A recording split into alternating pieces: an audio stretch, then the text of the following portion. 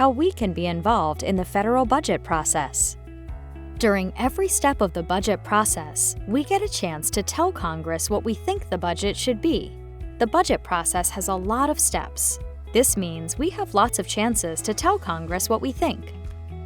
This is a made-up example of how one person can have a say in the federal budget process. This is Sally Jones. In her town and in towns all over the United States, swarms of angry bees used to show up everywhere. Then Sally asked Congress to fix the problem. She called, emailed, and met with her elected officials. Because of Sally's hard work, Congress passed the Beekeeping Act. This law paid people to find the bees places to live. They found places for the bees to live that were not near cities and towns. The law also paid for people to set up bee houses in those places. The law paid for people to keep taking care of the bee houses. Now the bees do not swarm people's towns anymore. The bee houses worked really well, but they cost money. It costs $50 million every year to keep the bee houses going. Now, money to take care of the bee houses is running out. Sally wants to make sure the government puts money in the budget for bee houses. We will show you how Sally can get involved in the budget process. We will show all the parts of the process where Sally can have a say. 1. The president sends a budget request to Congress, but it doesn't ask for more money to take care of the bee houses. Without more money, the bee house program will shut down. Then, the bees might swarm again. What can Sally do? Sally can call her members of Congress. She can tell them that the people in her town want to keep the bee houses going. She asks her members of Congress to make sure money for bee houses is part of the House and Senate budget resolutions. 2. Congress writes and votes on a budget resolution. But the Senate version of the resolution does not include money for the bee houses. While the House resolution includes new money for bee houses, the Senate version does not. The House and Senate decide to work together to combine their budget resolutions. They work together in a conference committee. Sally's representative, Ann Smith, is on the conference committee. One of Sally's senators, Dan Jones, is on the conference committee too. What can Sally do? Sally calls Representative Smith and Senator Jones. She tells them both that the final budget resolution needs to include money for bee houses. The conference committee sends the final budget resolution back to the House and the Senate. But the new budget resolution does not have any money for the bee houses. What can Sally do? Sally calls her representative and both of her senators. She tells them to vote no on any budget resolution that doesn't include money for bee houses. Unfortunately, the House and the Senate both vote to pass the budget resolution without making any new changes. Sally is disappointed. But there is more she can do now that the budget resolution has been sent to the House and Senate Appropriations Committees. Remember, the budget resolution is just a plan.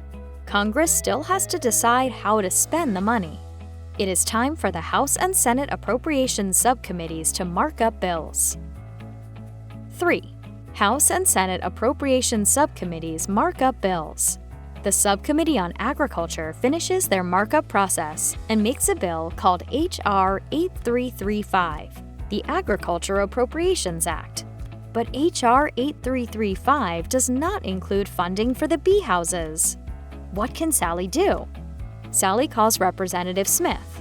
She asks her to introduce an amendment to H.R. 8335. The amendment can put in funding for bee houses. Representative Smith promised she would support the bee houses, and she does. Representative Smith introduces an amendment to H.R. 8335 so that it pays money to keep taking care of the bee houses. The House Appropriations Committee votes to pass the bill with Representative Smith's amendment.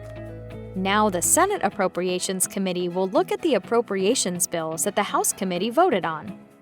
The subcommittee finishes the markup process and makes their own version of the Agriculture Appropriations Act, named SB 8222.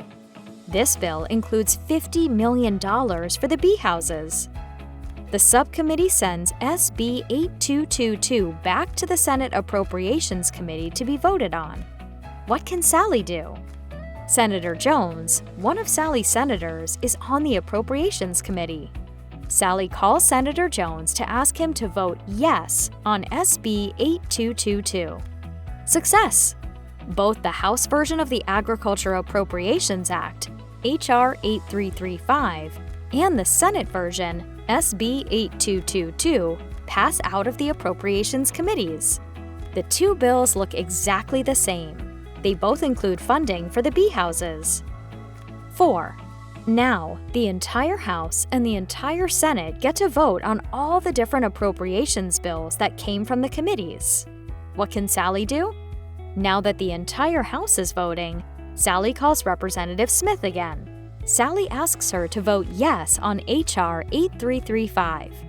Because the whole Senate will be voting, Sally calls both her senators. She asks them to vote yes on SB 8222. The Agriculture Appropriations Act is passed in both the House and the Senate. Sally is overjoyed. Once the Agriculture Appropriations Act is signed into law, the bee houses will have the money they need. Sally and millions of other Americans will be safe from bees. 5. The President signs all of the different appropriations bills. The budget becomes law. Remember, your members of Congress work for you. If you think certain programs are important, you can tell them that. We will all need to work hard to protect the programs that keep us safe, happy, and healthy. To learn more about the federal budget and how it works, visit autisticadvocacy.org/budget for the other videos in this series. Produced by the Autistic Self-Advocacy Network.